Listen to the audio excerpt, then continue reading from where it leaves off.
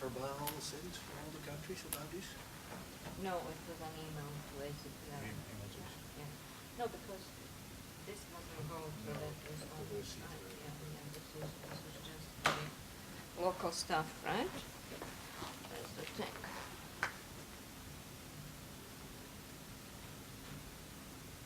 Chen Len, this is already uploaded here, right? Yeah, it's on the desktop and it's already open. Okay. Yeah.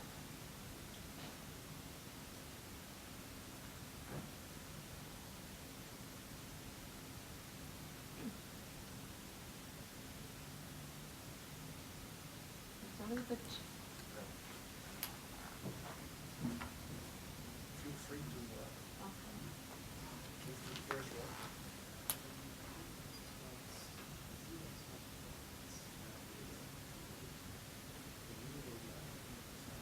What do you have here? How do you maximize? Yes. Just the middle one. This one? Oh, your first time here? You're with the embassy? Appreciate it. You get the assistant arrangement.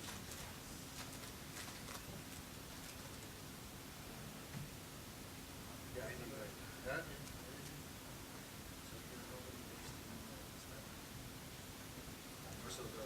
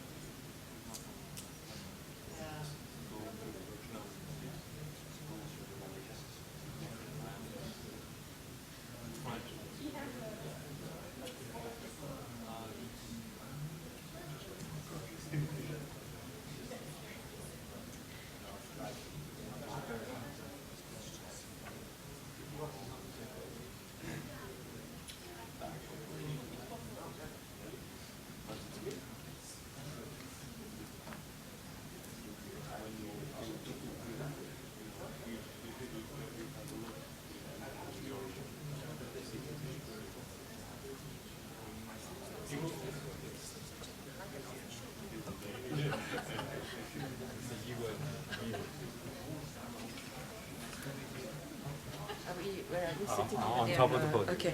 I was kind of expecting just like a brown bag. No. This is very important.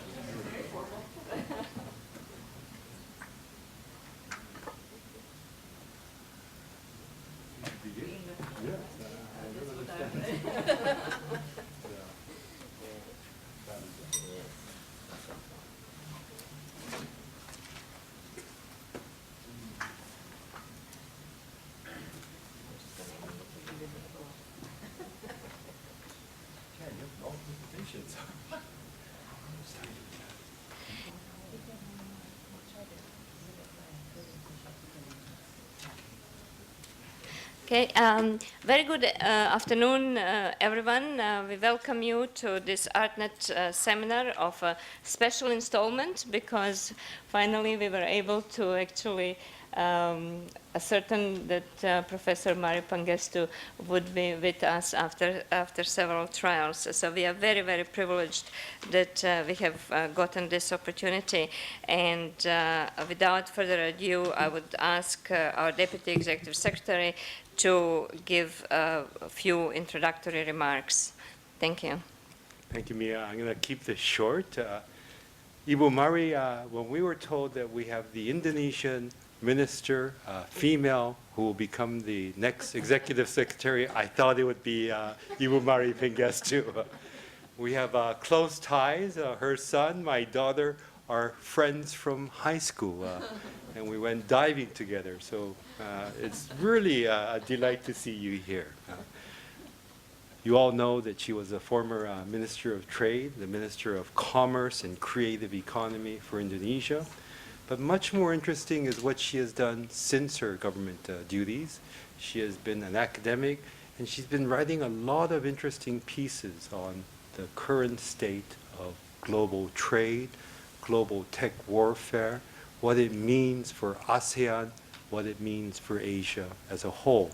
So I'm very delighted to welcome her here. It's been very difficult because she is so busy, but we're happy that she's in Bangkok for an academic meeting, and she has graced us to give us this informal discussion and talk on her views on the new global order. So without further ado, Ibu Mari. Thank you, Hongju. Good afternoon, ladies and gentlemen, friends. It's great to be here to try to share some views on what's happening on the trade world. I feel like I'm about to negotiate or being chairing a WTO session or something like that. I wasn't expecting such a room, but in any case, what I'm going to share with you is maybe not terribly new for those of you who follow trade, but I haven't really followed trade until maybe the last 2 years. The moment things got crazy, then I decided I better start looking at this and see whether there's anything that we can do or we should do. And definitely there's a lot of things that we need to do, especially in Asia. I have to go like this. We are getting it done. Yes, it's okay. So just the way I've tried to frame the topic, I've been looking at trade issues and the trade war and how it's been evolving. Of course, you have to follow the tweets very carefully to know what's going on, and things change very rapidly. But I think what's important for Asia and Asian countries is that, and you know, the countries that are members of ESCAP, obviously, that we are at this kind of very important crossroads since the global financial crisis, where, you know, depending on the level of development and depending on the demographics, we are all asking ourselves the question: what's the next stage of development that we have to enter into? The lesser developed countries like Myanmar or Laos, which is just starting its development process. The normal way would have been, okay, export-oriented industrialization, et cetera, but now is that still an option? Should they also look at digital economy? I think the last year when I was here, that was the topic of our discussion. If you're in the middle level of development, where a country like Indonesia is, we are hitting the limits, maybe not now, but maybe in another 3 to 5 years, of export-oriented labor-intensive industrialization, end of the commodity boom for countries like Indonesia, maturation of GVCs, and now in the midst of the trade war, what should we be doing? What should our strategy be? And then the more developed countries, obviously, the big question is how to get out of the middle income trap. And so these are, I think, very big questions of what should we be doing in the next stage of development? What should be the new sources of growth? And you're asking this question in the midst of great disruption and uncertainty. You've got the trade disruption, you've got geopolitical hotspots, whether it's North Korea or whether it's Iran. You've got technological disruption, and you've got the whole climate change and sustainable development challenge. So these are very big challenges. I'm just going to focus on trade today, but I'm happy to answer any questions that you would like to discuss on the other topics. I just want to start with trade and the fact that even prior to the trade war, you know, it's kind of, people make the jump, okay, here's a trade war, and that's the reason why the multilateral trading system, WTO, is going to collapse. But I think the cracks in the WTO and the multilateral trading system precedes the trade war. You saw it in the way regionalism was on the rise with TPP, ASEAN Economic Community, and we no longer talk about it, but the EU-US transatlantic trade and investment partnership. And, you know, people were questioning the consensus approach of the WTO, the effectiveness of single undertaking, and weaknesses in the rules. So this has been going on since the failure of Doha in 2008.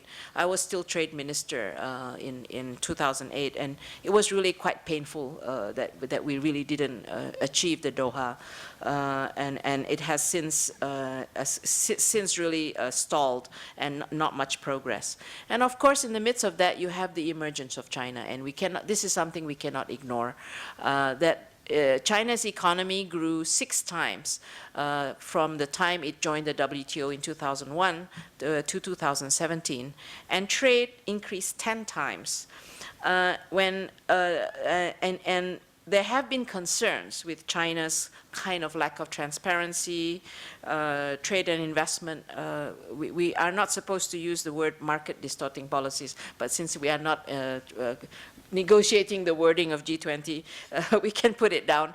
It's trade and investment and market distorting policies. So all the issues that you see coming out in the US-China trade war is not something that was new. It precedes the trade war. All these issues have come up before, and we know in our part of the world we have experienced it, the economic and geostrategic competition for influence between U.S. and China. Whether it's true or not, at least on the trade front, people interpreted TPP as U.S.'s way of putting their stamp in the region, their engagement in the region, in a way deliberately isolating China. And China, rightly or wrongly, is linked to RCEP.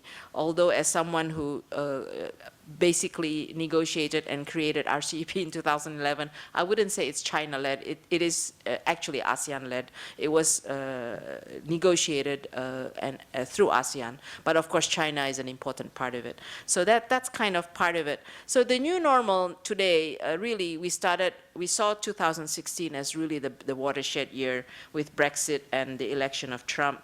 Increased protectionism and nationalist policies. I think these are all things that you should be very familiar with.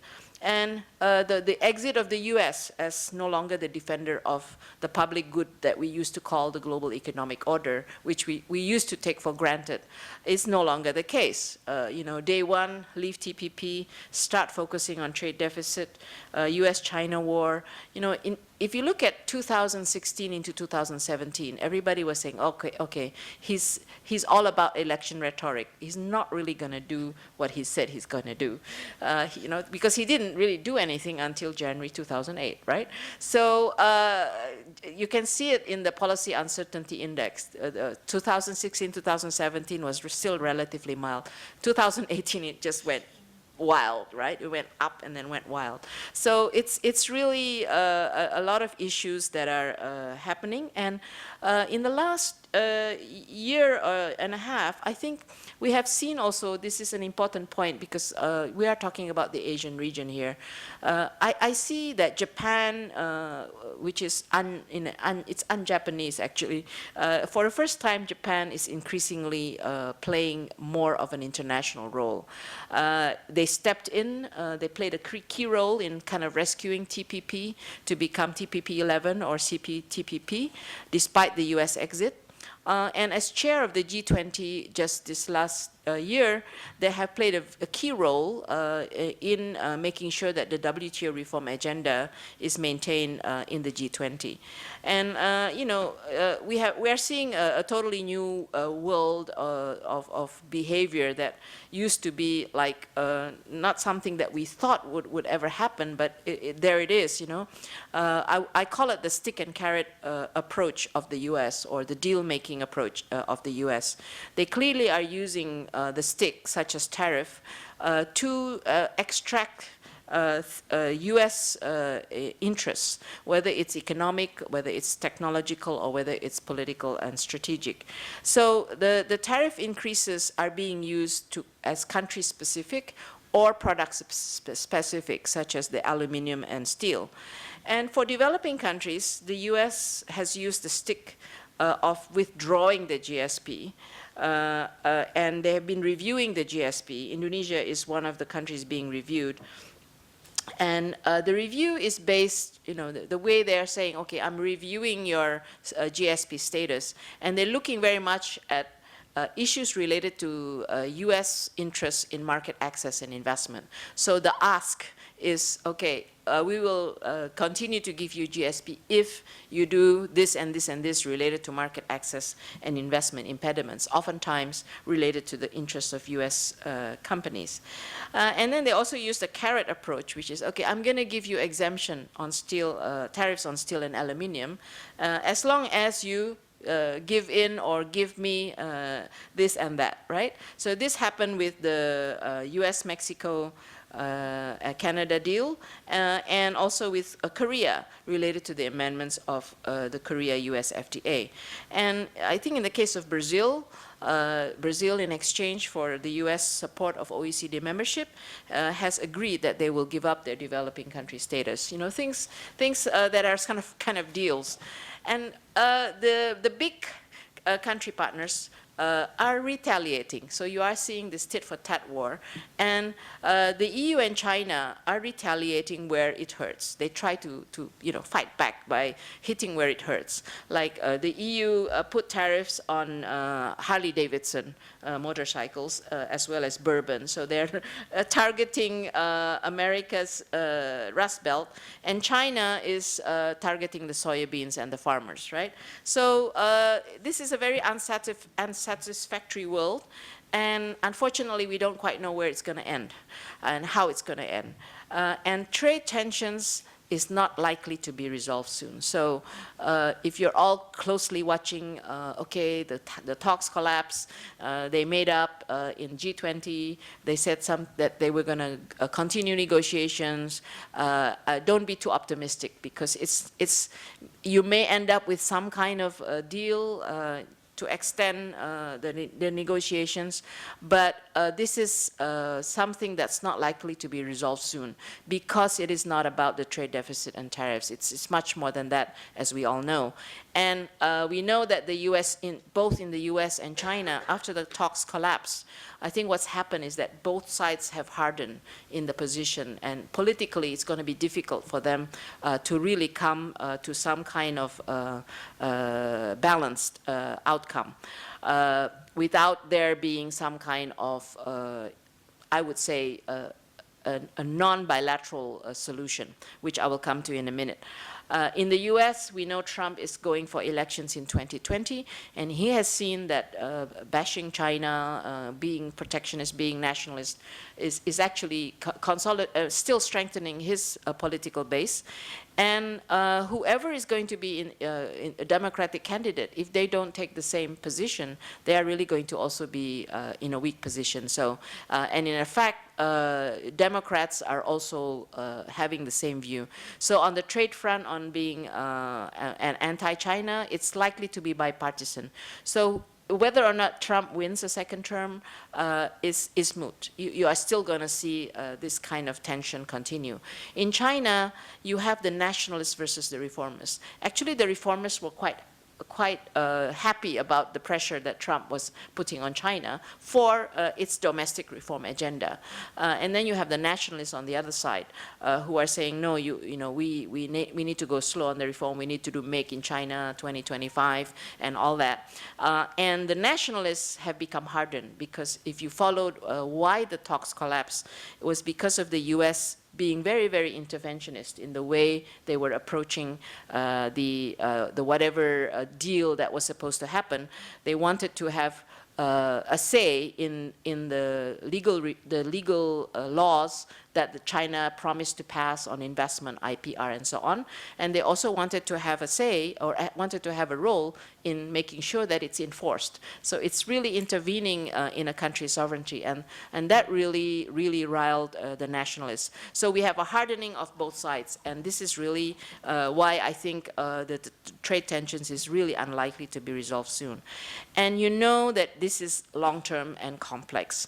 It's not just about, it is about, on the surface, about unfair trade as measured by trade deficit in goods, and they're already beginning to talk about currency manipulation. And it's like currency manipulation is giving an export subsidy. And if you are found to be sinful in those two fronts, they can impose, the US can impose tariffs on you. On national security, we know that was used to limit steel and aluminum, and also the use of technology such as Huawei.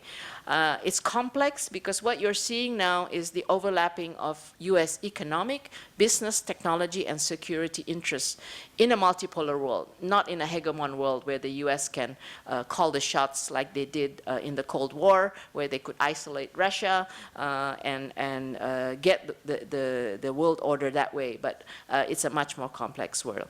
The issues are what was already in existence before about IPR, transparency, market distorting policies, technology transfer, industrial subsidies, and technology competition. I think the Huawei,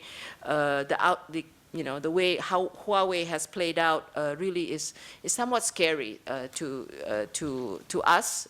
We should be really mindful and watchful about what's happening with the technology competition. There's a clear worry that are you going to be asked to choose sides? Are you going to be asked to choose technologies on 5G? And are you going to end up with a two technology zone world?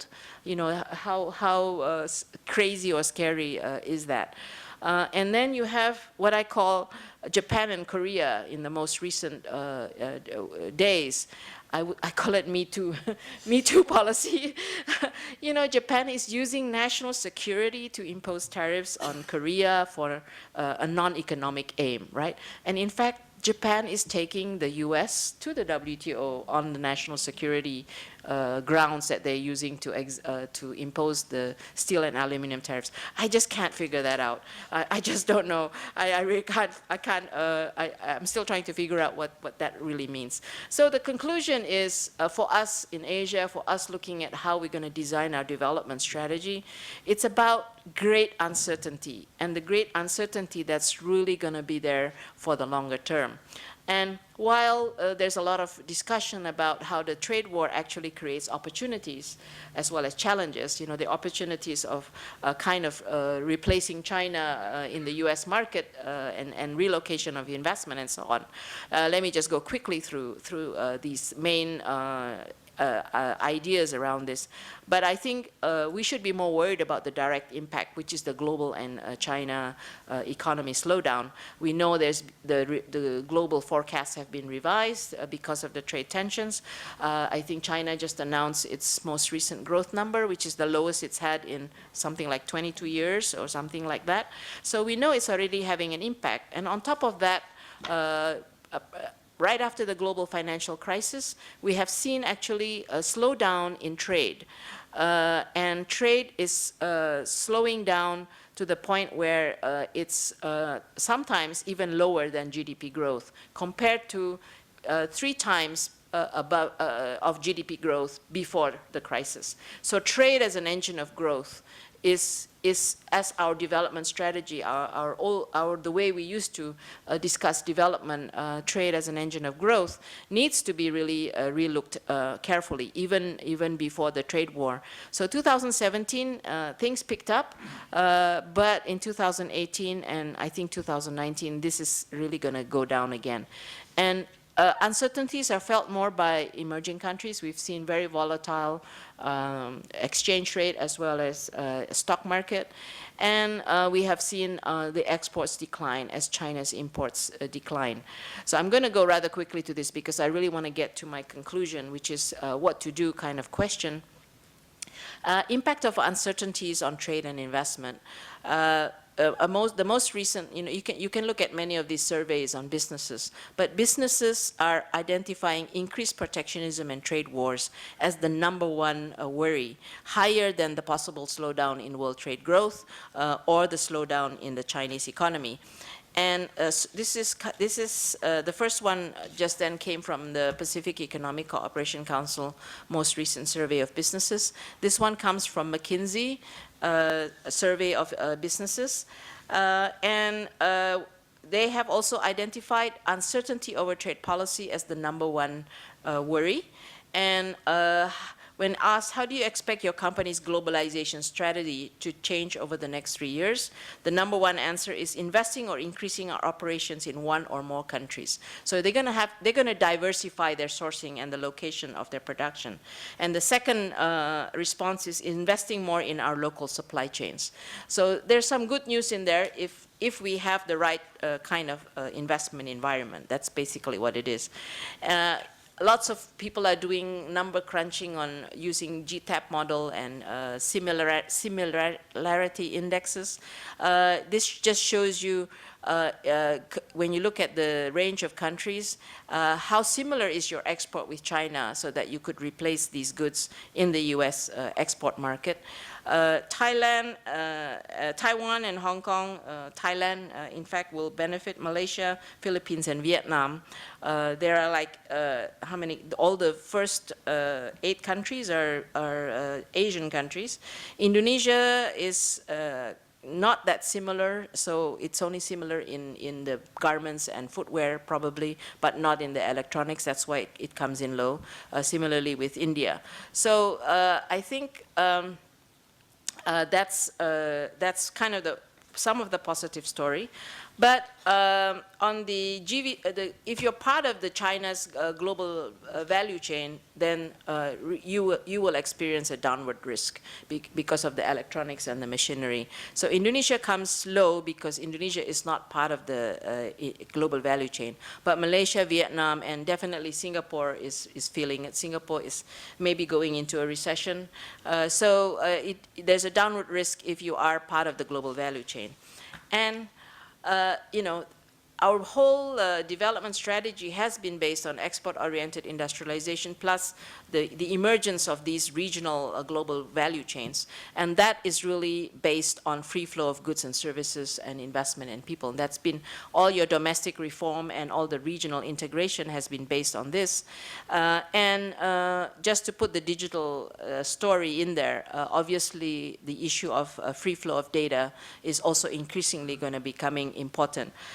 And how do services sector be part of the new transformed global and regional value chains, but it's all being disrupted by the trade war, because the trade war makes you choose locations to jump the tariff war or to jump the protection rather than being the best location.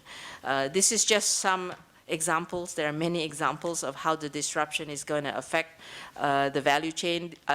We choose Huawei, and you can see that the pink color is China, but the blue color are US companies. So US companies are also going to be hurt. Taiwan as well, and South Korea, and now with South Korea and Japan having a trade war, I think I was watching the news this morning, and they said that Korea supplies 70% of the world's semiconductors. Was that, I'm not sure that's the right number, but that's true. That's because the chemicals that Japan is going to stop to Korea is going to affect the semiconductor. And then, you know, that's another not such good news. And when you talk about relocation, we know that Southeast Asia is actually considered as the top destination. And here are already some actual examples when Europe imposed a tariff on Harley-Davidson from the US. What did they do? They changed their capacity just because they already have a Harley-Davidson factory in Thailand to export to Europe from Thailand, right? So if you have the capacity, then it's good. You can shift quickly. And Vietnam has been probably the most proactive in terms of trying to get the investments. So that's kind of the story. So what now? What should be done kind of question. In the short term, because we are having these discussions in Indonesia, quite intensive discussions, okay, here's opportunity. What do we do? Yes, we should seize the immediate opportunities of the export diversification and investment relocation. But you got to do your homework, you know, what are the barriers, what are the investment issues that you have to improve. And you have to understand what are the regulations. And the main issues that seem to come up in terms of can you actually ramp up a quick response tends to be related to labor policies, trade facilitation, investment climate, and the availability of the local supply chain. And this is very important. This one, you really need to have very good strategic people who can really think through this. I sort of define it as, here's 2 elephants fighting.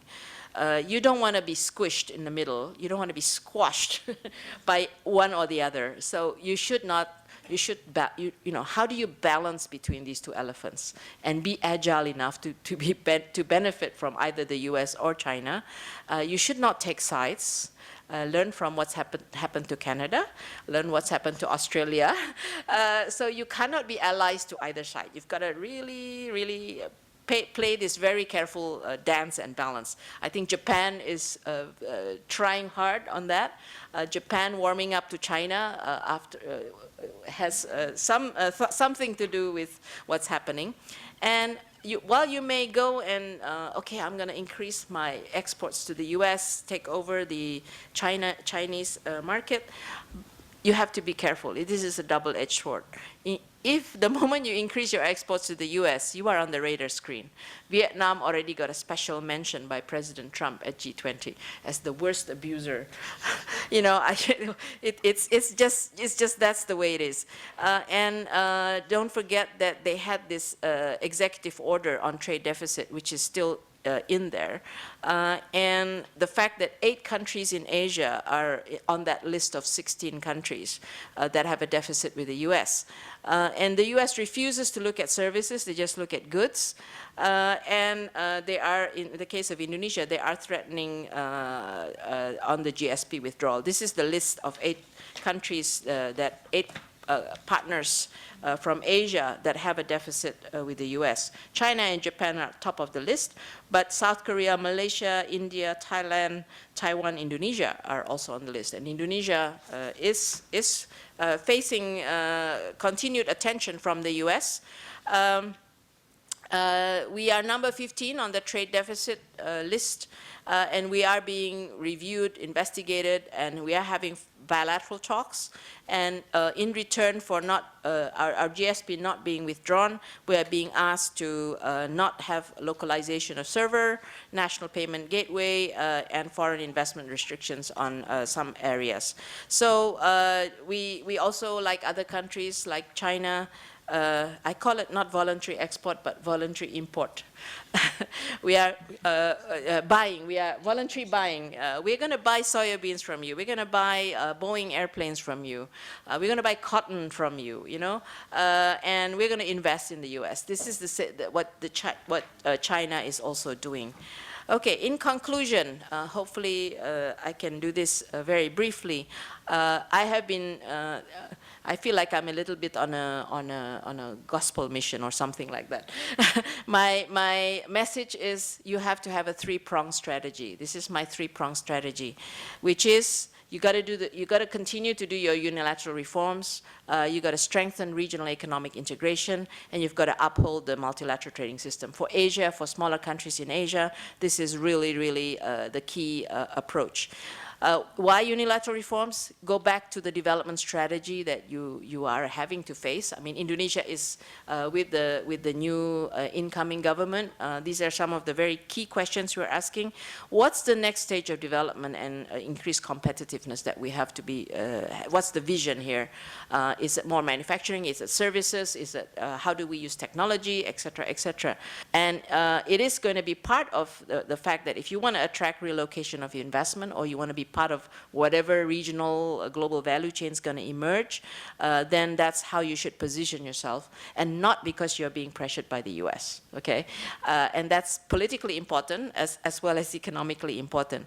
And these are the generic policies on infrastructure, human capital, trade and investment regime, flexible labor market regulations. This is maybe in particular for Indonesia, this is, I think, number 1. Because we know that that's the number 1 concern for investors. And what are the new sources of growth? I think services sector has to be in there, modernizing agriculture, but without having job losses, digital economy, technology, and innovation. These are kind of the key medium-term challenges. For regional, I still maintain that, in a situation where you don't want to be choosing between 2 elephants. You don't where the multilateral is a little bit not stable. Then you really got to push the regional agreement. You got to start opening up between each other in the region. And we are fortunate because we already have a number of regional agreements in place that we can really push along. And Asia's past experience is that our unilateral reforms have always been undertaken under the framework of regional and multilateral multilateral commitments. So different ways you can do this. Deepen ASEAN, we have RCEP, which hopefully will be completed this year. I think it's very, very important for it to be completed by the end of this year. CPTPP, are you going to expand members? Are they the potential benchmark because they're supposedly the most ambitious trade agreement at the moment? China, Japan, Korea, question mark after the last few days. Maybe that's going to be very, very uncertain. What about APEC and Belt and Road Initiative? And how about the mega bilaterals with the EU? I think these are some of the regional agreements. And let's not forget the multilateral trading system, because what we are really worried about, I mean, from an Indonesian perspective, a small country, we need to have the WTO. We need the rules-based order, because otherwise we are going to be bullied. You know, if China and the EU can retaliate to the US, we cannot retaliate to the US. And we can only, it's kind of a bit of a one-way talks, yeah, where they are telling you, okay, we want you to do this. And we can't, if they impose tariffs on us, we have no recourse. Unless we can really have the rules-based trading system, we can still take them to the WTO for dispute settlement. And the other thing you don't want to happen is that the US-China trade tension, which will not go away, whatever deal they reach, because many of the other issues are not settled. You don't want it to be the G2 figuring out the rules on IPR, on SOEs, on all the range of issues that are on the agenda. And on subsidies, subsidies cannot be bilaterally negotiated. It has to be multilaterally negotiated. And here is, this came out of the G20. Indonesia submitted a non-paper to the G20, and what the non-paper basically says, there's a short-term agenda of safeguarding and safeguarding what's there already to ensure that WTO is continuing to be relevant and have a momentum. So dispute settlement is number one to be ensured. The urgency is there because we know that the appellate judges are going to end their term by the end of the year. For those of you who follow G20 closely, or how today a lot of the symmetry is now a little bit reduced to negotiating on wording.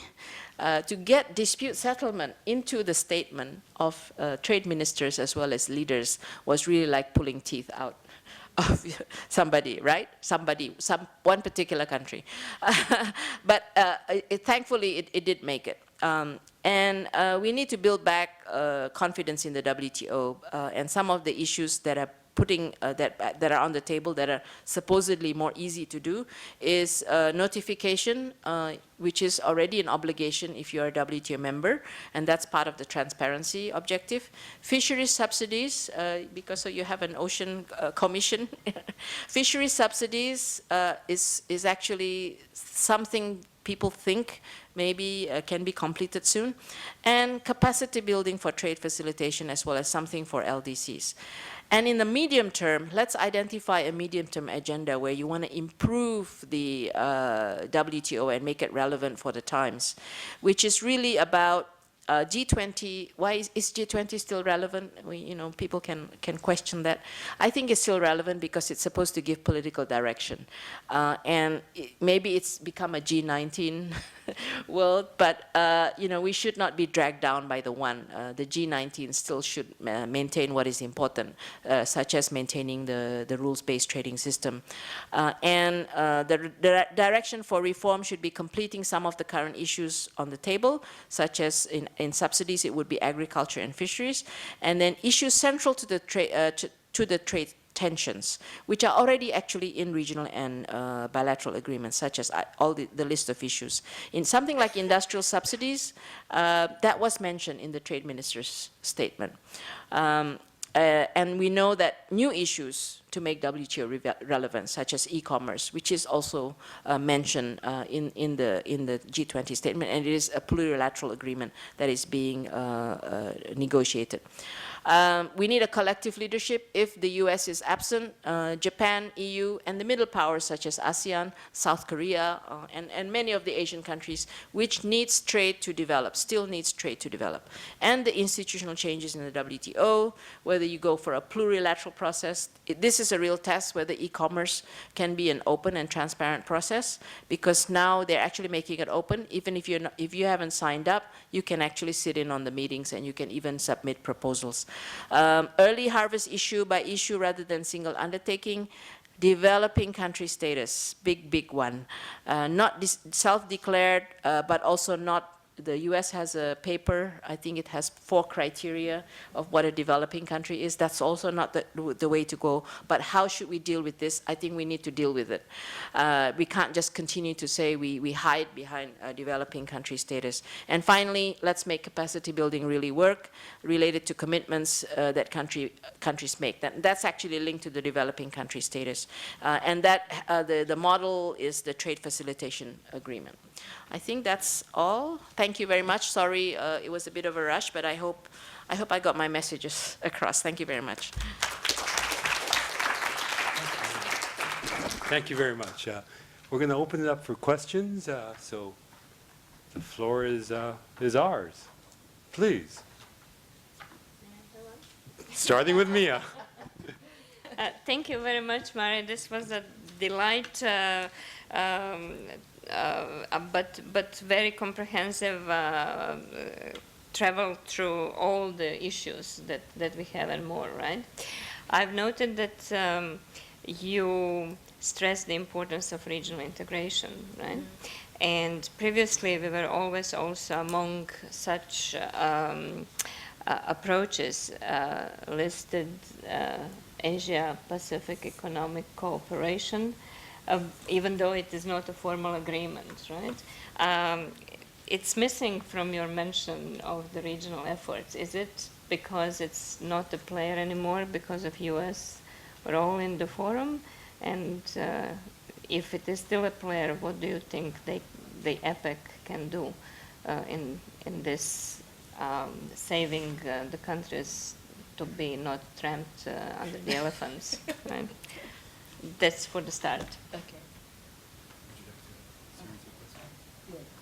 So we're going to continue and have 2 more questions or so. Jan, please.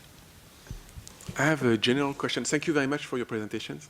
I have 2 questions. I mean, the first one is more general. Is that what do you see as the role of ESCAP in handling all those very interesting issues? For your information, I'm the Chief of Trade Policy and Facilitation at ESCAP, so whatever you say is of great interest to me. The second question is on one particular agreement that we have that ESCAP was negotiated at ESCAP, called the Framework Agreement on Facilitation of Cross-Border Paperless Trade in Asia and the Pacific. So 2 sub-questions here. First, have you heard about it?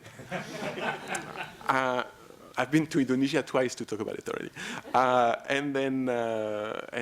Second, I mean, this is an agreement that is complementary to the WTO Trade Facilitation Agreement, and we are very keen on Indonesia taking a proactive role in the agreement.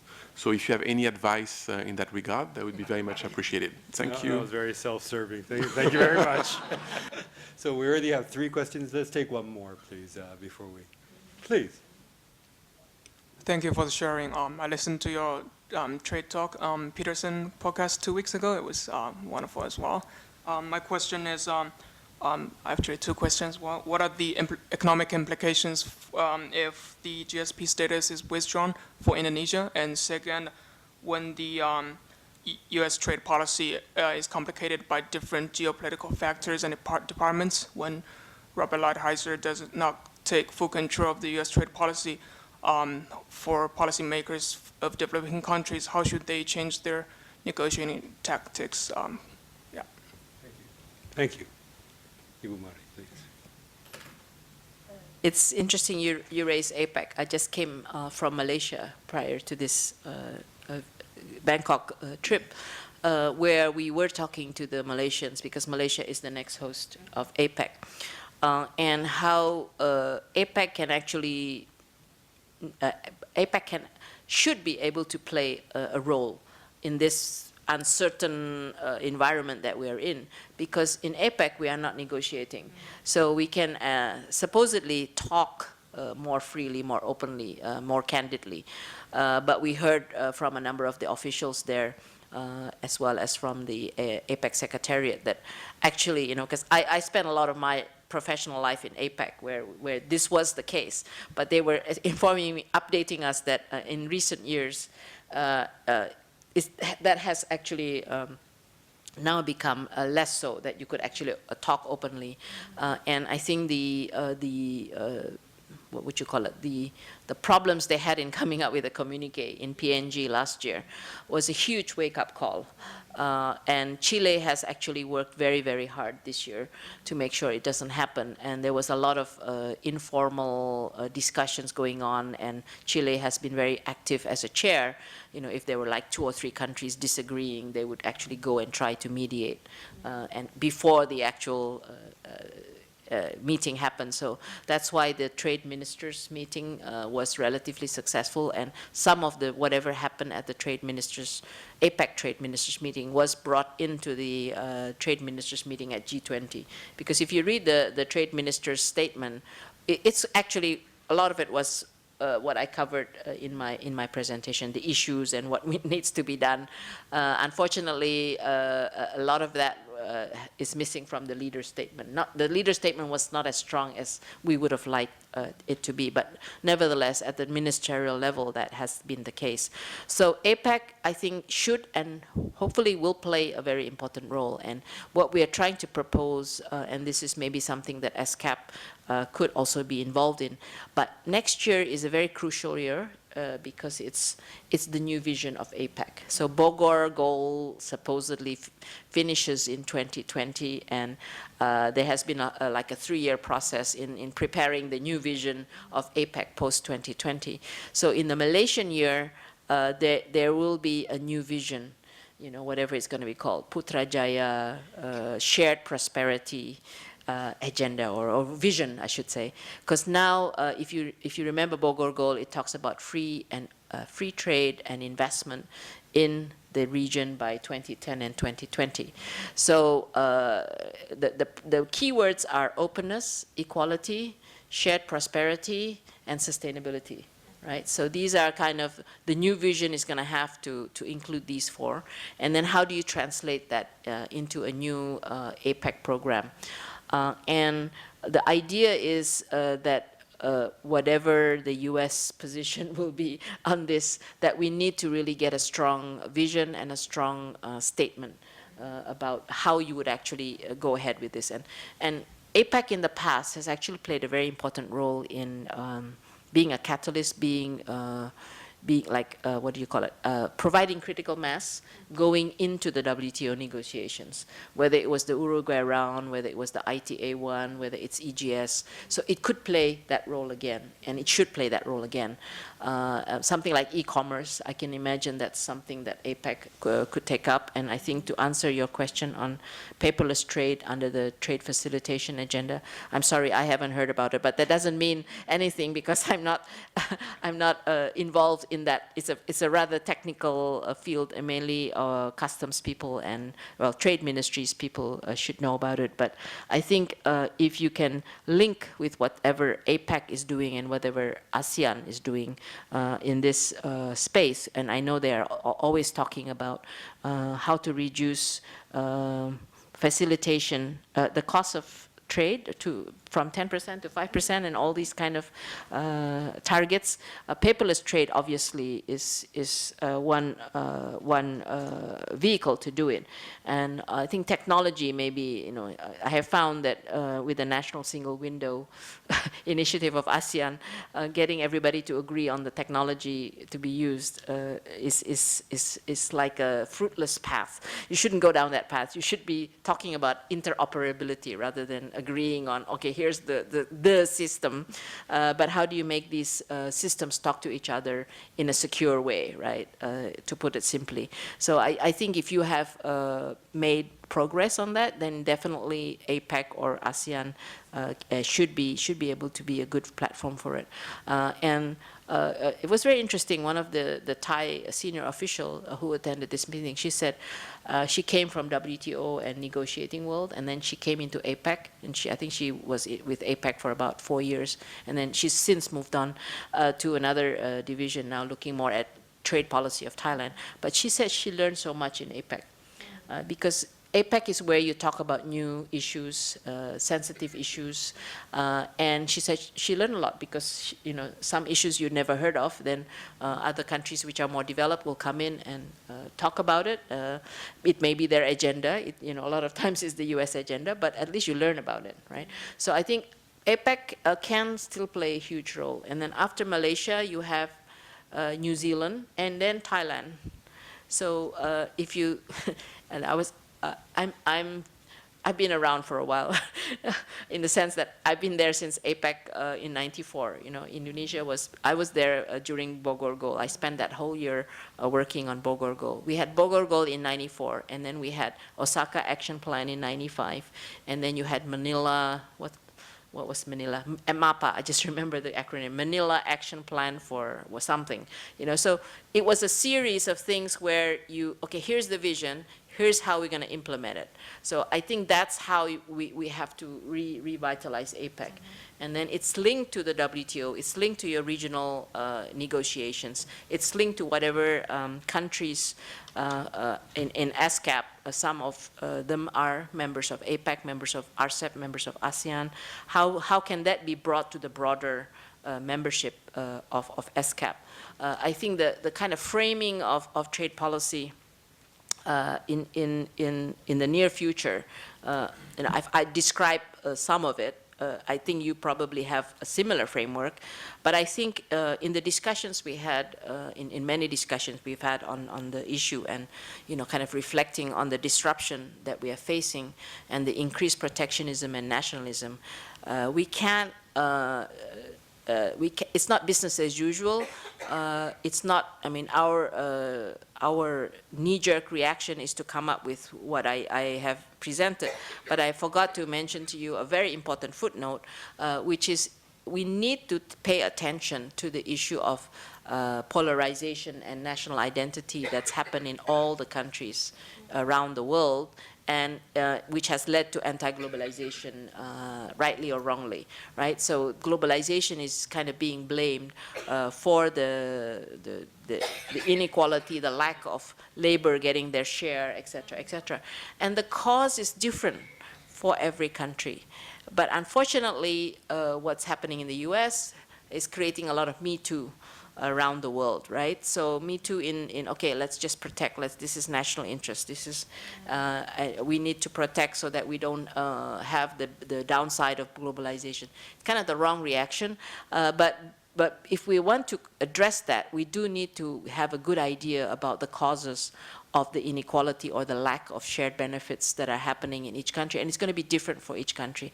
And I think that's a role that ESCAP can definitely play to understand better for each country what are the issues and how to address it. Some of it will be has to be national policy on safety net, on reskilling and whatever. But what's the component that's an international agenda component? You have to identify that for the whether it's for APEC or for WTO for the regional integration. Part of it is capacity building, for instance. So I think we have to be specific about it instead of just talking about it. We know it's a big issue, but we kind of talk about it. But let's get specific on what can be done. What's the economic implication if GSP is withdrawn? Actually, not too big, because GSP is only like 10% of our trade to the US, but somehow it has a kind of a bigger political meaning, and it has for some particular sectors, it's somewhat meaningful, even though I think the tariff preference is actually, quite frankly, only like 3% or 5%. So I always make the argument that like what India did actually. Said, okay, you can take back your GSP. Never mind. You can't push me to do what you're telling me to do. But of course, India is kind of reacting in a little, not the right way either, by imposing protection on US goods, right? So I really think that we are going to lose our GSP eventually anyway. Maybe not now, but maybe in another few years, because we are going to graduate. So it's not that huge of an implication, and we have to weigh the cost of whatever policies they're asking us to change. Is that worth the GSP, the cost of keeping the GSP? And I think the other aspect of it is also, you know, how do you play, this is almost in a much smaller scale what China is facing. Are you changing these policies because the US is telling you to do it, you know? How do you play that in the domestic stage is going to be very important. Obviously some of these issues like server, localization of server is kind of a domestic issue that we were going to reform anyway, right? So you have to be able to package it to say that this is domestic reform for what you know, our own importance and our own objective, yeah. But if the moment you feel that it's not really fulfilling your national interests, then really you shouldn't do it. I don't know how to have negotiating tactics. You just got to try making deals. You have to be pragmatic about it. And I think China, maybe we need to learn a little bit from what everybody else has been doing. You kind of have to make some kind of deal. And sometimes the deal is actually meaningless in the sense that it's something you would have done anyway, but you make it like it's part of the deal. You know, it's like the how you package it for the domestic purposes of the US, and also probably for your own domestic purposes, like buying Boeing airplanes. That Garuda would have already had the order anyway, right? But you kind of play it up. Okay, we're going to buy 10 airplanes from you. You know, you're going to buy soybeans. You're going to buy cotton and soybeans anyway. But you kind of make this big show about about buying from the U.S. So you have to play this deal-making thing, and you've got to, as I said earlier, you've got a balance between China and the US. I mean, countries outside of China and the US need to figure out how to balance the relationship between the two and not take sides. And in negotiations, that's why regional negotiations are good, because then you're negotiating in a regional context, not in a bilateral context. So I would say that that's why RCEP is very important, where you will have China in there, and RCEP is actually an open agreement, and you can have more and more members in there. And we have to finish it this year before. Somebody was telling me this morning, and I kind of jumped. I said, okay, it makes it more urgent. If Japan completes its FTA with the US before the RCEP, and there's the poison pill that they put in the US-Mexico-Canada agreement, which is if you want to negotiate, if you're in part of an agreement with the US and you want to negotiate with a non-market economy, you have to tell the US, and they have the right to pull you out of the agreement, right? Something like that. So I thought, oh yeah, okay, we better finish before Japan-US gets finished, because otherwise Japan, who's part of RCEP, an important part of RCEP, will have a problem. They have to choose sides, right? And that's really, as someone who's spent all her professional life like Mia in trade, this is actually quite depressing. But we can't give up yet, so the mission continues. If I may have one final round. As you see, we have a very wise and insightful Ibu Marie here. Please, let's open up our questions to beyond trade. This presentation goes into technology. She's written quite a bit on gender issues. She's written and done research on innovation. So I now open the floor to the second round of questions to all of you. Yes, Ibu. Thank you.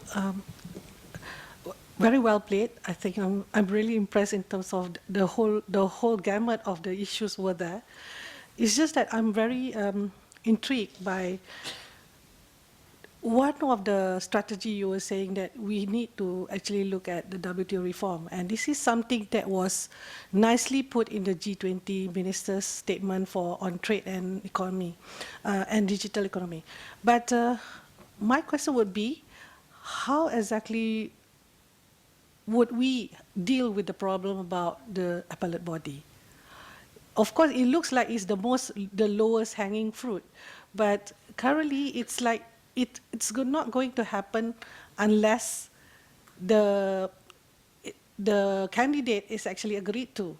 And every time I think many officials approach the Americans, they always say, like, let's make sure that we see that WTO really work. And that is hinging upon the fishery subsidies. And can we actually see that happening? And that is something I think is promised to happen by the end of this year, actually. So what is your take on that? Thank you. Yes, please. Okay, hello, thank you very much for the presentation. I would like to ask you about your recommendations for Indonesia. You have mentioned that you would recommend first flexible labor market policies, but you would also recommend investing in agriculture without reducing the labor force in that sector. So I have studied that countries can take either the high route or the low route of international competitiveness. So the high route would be maintaining this competitiveness through innovation, and the low route through lowering wages and labor standards, as you would recommend through these flexible market policies, as I interpret.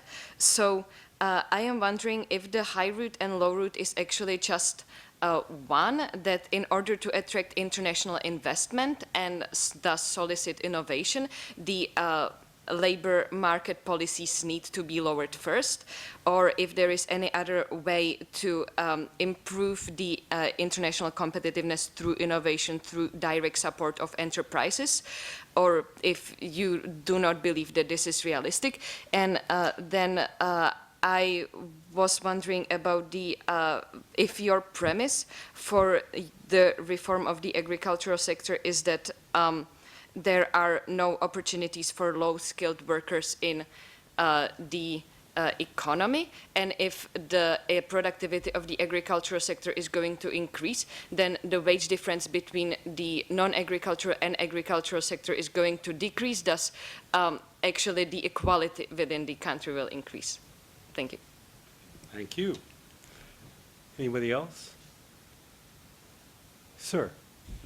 Thank you for your presentation. I have two simple questions about economics of Indonesia. Is there any reason Indonesia is not participated or integrated in the global world yet, comparing with other ASEAN countries? And the second one is, it could be good targeting country which is not participating or integrated in global value chain yet, but have large market like Indonesia or other countries, to country where want to make their export diversification for their trade policy. So do you think Indonesia is going to be valuable in the future? So, yes. I'm going to have one last question. It would be amiss for a UN official to not ask you about the SDGs. The Asia-Pacific region is doing pretty badly. We're not on target to meet any of the SDGs, and we're regressing on inequality. The consumption and production patterns were regressing, and almost all environmental indicators were doing bad. We're going backwards. So in this world of trade tensions and this tri-strategy thinking that we need to do, you mentioned Indonesia as a small country, but Indonesia is not small compared to many of the countries that is represented in here. What is your advice? We are an institution that is mandated to promote regional economic integration. We've been at it for 70-odd years, and this moment in time, we are facing a crisis of multilateralism, of social injustice, of the very raison d'etre of the UN is being questioned.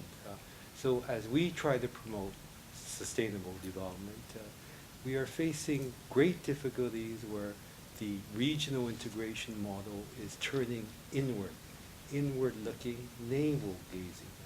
Do you have any insights on that particular issue? So it's 2 questions. It is, just like everyone else. And we'll leave that as our final. Okay, I'll try to be brief in answering these questions. On the appellate body, yes, we have huge debates about this because the US can just continue to block. Yeah, we know that. So I think we have Plan A, Plan B, and maybe Plan C. Plan A is change the name of the WTO to ITO, International Trade Organization. So let the U.S. sit it out and have, at least on the dispute settlement and appellate body, because somebody said that you don't need consensus to nominate these judges, but the question is, are you brave enough to do that, right? And what it would mean is that if you have a dispute, except with the U.S., you would still go through what has worked well in the past. But I think the other discussion, I mean, I'm not an expert in this, but I just listened to the experts talk about it. They also said that the dispute settlement mechanism, the issue is not just about the nomination of the judges, that there are issues within the rules of the dispute settlement that needs to be changed, that needs to be improved. And that has been the case of the US, but they don't tell you what they want changed, right? So I think Europe has actually pushed for the negotiations on that. And I think we should do it whatever, just keep on challenging the US that, okay, we're going to change it in this direction, and if they continue to just sit it out, let them sit it out. This is kind of the high call, and then let them come back in when they're ready. Yeah. The plan B is then you just have to go back to the GATT system, right, and try to improve whatever's happened in the past. Maybe work around that. I think there are other alternatives that people are thinking about in terms of Plan B. If you don't have the panel of judges, you can always. I think what they say is that you can always create a panel every time. You have a dispute, right? So there's a Plan B. I think there are very different options under Plan B. At least that's how Roberto Azevedo answered it. In negotiations you always go for high call first, right? Second, on flexible market policy, maybe this is. It's a bit difficult to explain in the case of Indonesia. The case of Indonesia is basically not about kind of making the standards lower. The problem with the Indonesian Labor Law at the moment, which was introduced in 2003, is that it actually is very rigid in terms of the setting of minimum wages, in terms of retrenchment, in terms of payment of retrenchment, and this has been been high cost for the labor-intensive sector. And it has also it's protecting the formal sector. Indonesia has 60% still in the informal sector. So the ones in the formal sector are getting the higher wages, but the informal sector, the wages are falling, so all kinds of studies. And the fact that the minimum wages have risen beyond higher than productivity, et cetera, et cetera. So it's more about that. It's not about lowering the standards, but having a better labor policy that can actually ensure productivity and creation of jobs. On the agriculture, I think it's kind of a big issue.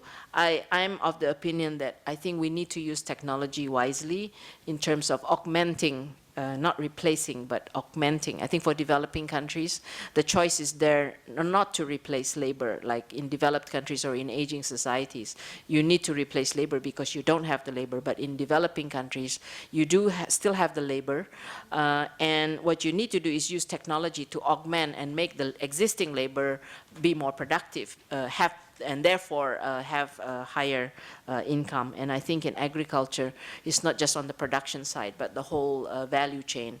And this is where Indonesia I think has a big challenge, because despite the fact that agriculture is only contributing 13% to our GDP, I think 40-something% is still being employed in agriculture. So we need to make this transition. Why is Indonesia not part of the global value chain? It's kind of a little bit historical.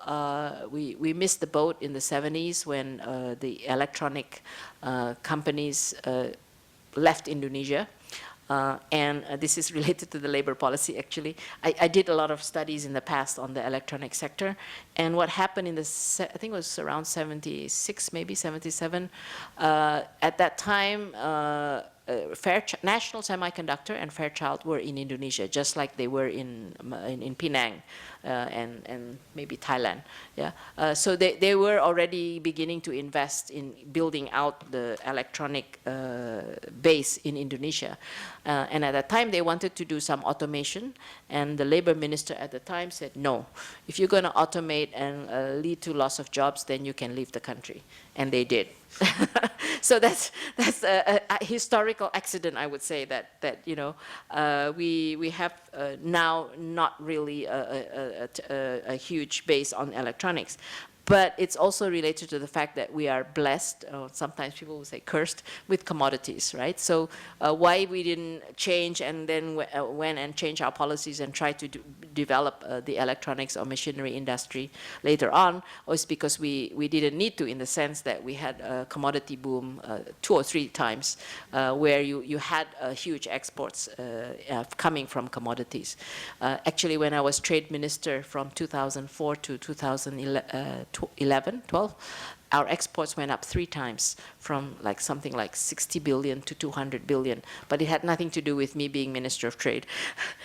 It had to do with the commodity boom. Because as soon as I finished being Minister of Trade, the exports start going down. But again, nothing to do with me being Minister of Trade. It was the commodity bust. And now we are facing the same question, how to diversify.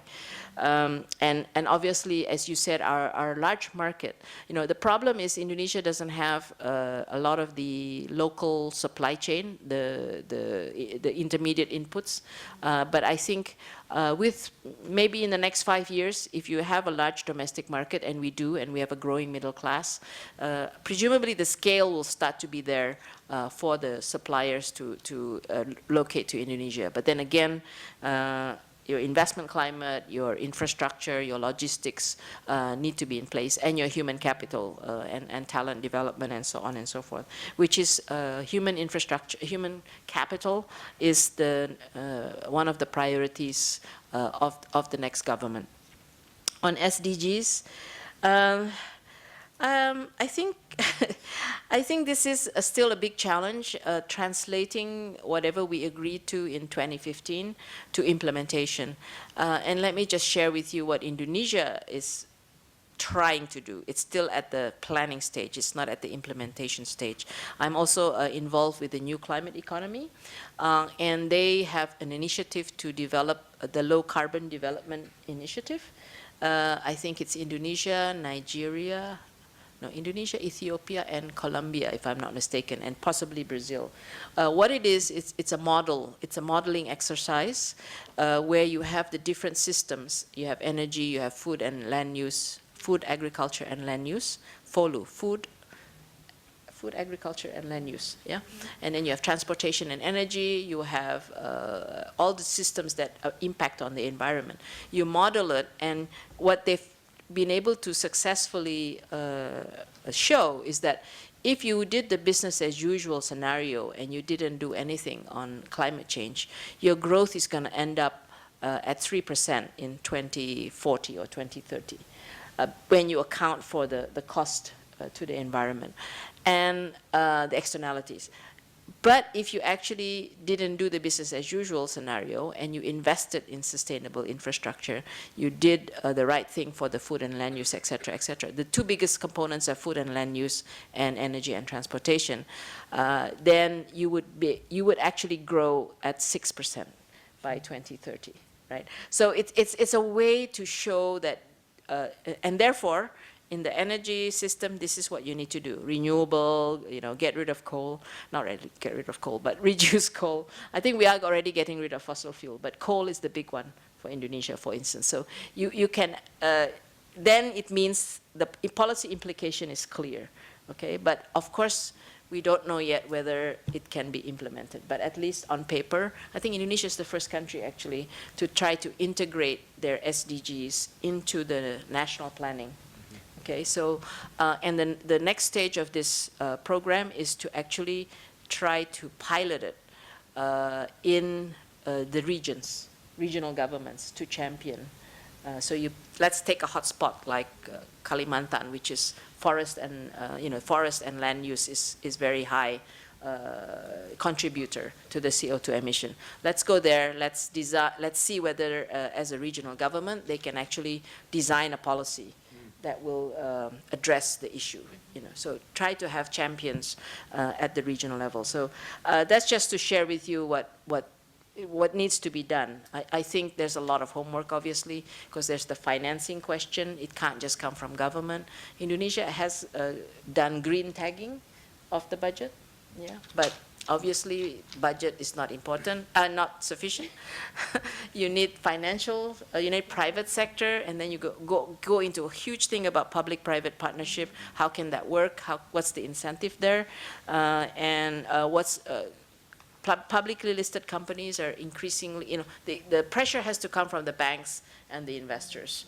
I think Standard Chartered already announced they're not going to lend anymore to coal-fired power plants.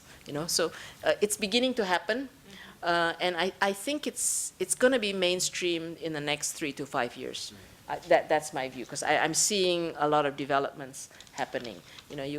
So I think that's something ESCAP needs to look at and to see how maybe you can pick 1 or 2 or 3 countries to see whether it will work or not. And I'm quite happy to share with you whatever we're trying to do in Indonesia.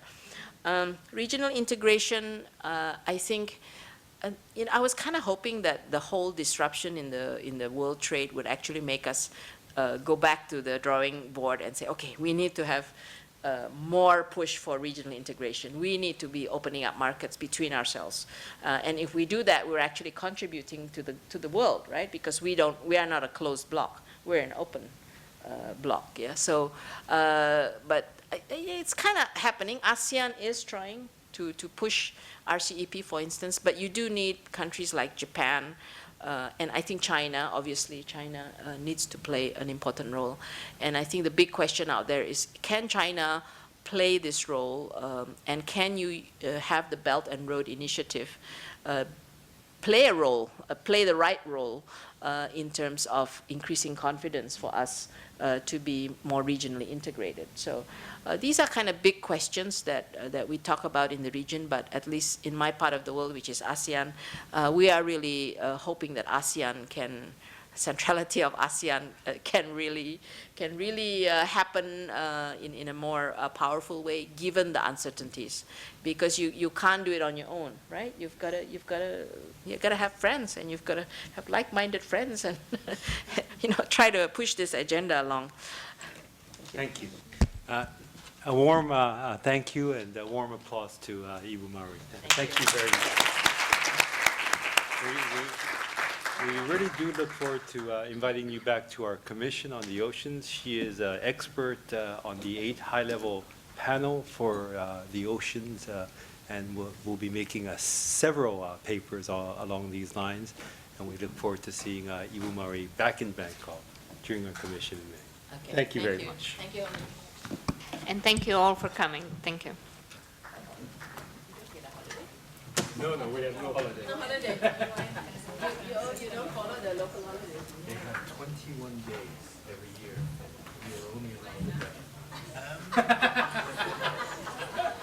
But you get along. So we need to take even Fishery and things like this. So we have to pick and choose. No, I won't. Do you want your pen? This is maybe you want. Oh, yeah. Hello. As usual, always fascinating to listen to you. How are you? So nice to see you. Yeah, nice to see you. Yeah, I'm here for the Xiong meeting. Oh yeah, Donna is here too, right? Yeah, so presenting. That's on- why you're here. I thought. Ibu Mari. Yeah, because today is National Day. Oh, We're holiday. having bilateral, so we're not participating. But Iria had presented yesterday. Oh, okay. We presented activities. And finally to the Xiong leader. I mean the Xiong, Xiong leader. And then we were like, oh, Oh, finally. Kobayashi is here. Kobayashi was presenting. How do you lift it up? They have already. So I don't tomorrow I'll know. be presenting Yeah. on the ESCAP. Okay. No, we don't know how to do it. Indo-Pacific? No, not really. talking about digital economy. Okay. So we are asking the some leaders to actually look at what are the things that should be for digital economy and what kind of framework that should be worth looking at and everything. Yeah. So of course Russia made a lot of intervention. Ibu Mari. We have to take one picture for Oh, okay. ESCAP's newsletter. This is a modern way of doing things. Instagram and. course you I do. know, Rather but than we others can't do that, because we, Switch on the computer. Will you try? no, we have a computer. I have no idea how to do that. We don't.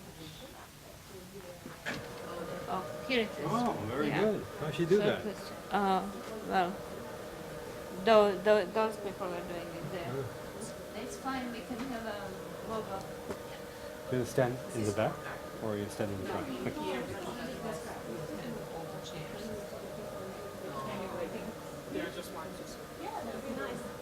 Okay.